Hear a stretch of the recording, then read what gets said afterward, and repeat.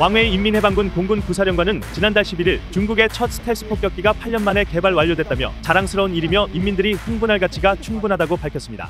현재 추정치로는 H-20은 초음속으로 최대 8,500km 이상 비행할 수 있고 최대 적재 중량은 45톤으로 극초음속 순항미사일 4발을 발사할 수 있습니다.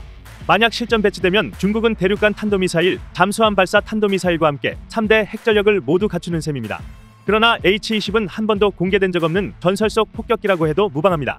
지난 2016년 당시 공군 사령관이었던 마샤오 찬이 중국의 스텔스 폭격기 개발 사실을 공개한 뒤 천으로 덮인 모습 등이 공개된 적은 있지만 항공기 외관이나 재원에 대해선 공개된 적이 없죠. 중국군이나 방산업체의 홍보 영상에 상상으로 만들어낸 H-20의 모습만 여러 형태로 그려졌습니다. 이런 가운데 미 국방부의 정보당국자가 중국의 신형 스텔스 폭격기의 성능을 평가절하했습니다.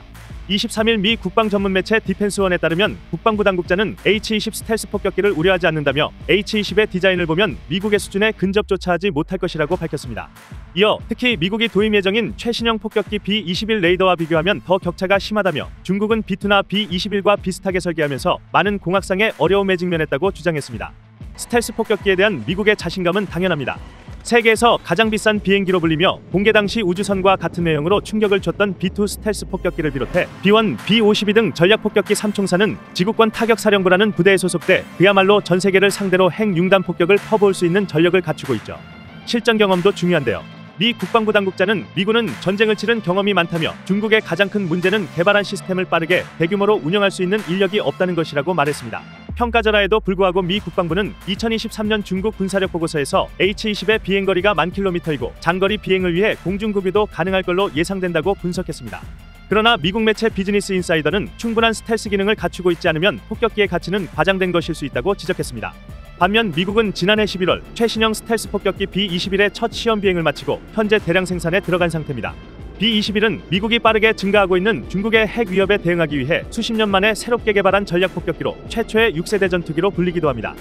미군은 H-20의 공개 임박 소식에 보란듯 B-2 폭격기 집단 비행을 펼쳤습니다. 지난 15일 미국 미주리주 화이트맨 공군기지에선 미 공군의 B-2 스피릿 폭격기 중 절반 이상인 12대가 한 활주로에 오르는 진풍경이 만들어졌습니다. B-2의 위력과 준비 상태를 대외적으로 과시하기 위해 매년 실시하는 스피릿 비절런스 훈련 모습인데 올해는 미군이 운용 중인 B-2 20대 중 12대가 참여해 사상 최대 규모의 집단 비행이 이뤄졌습니다.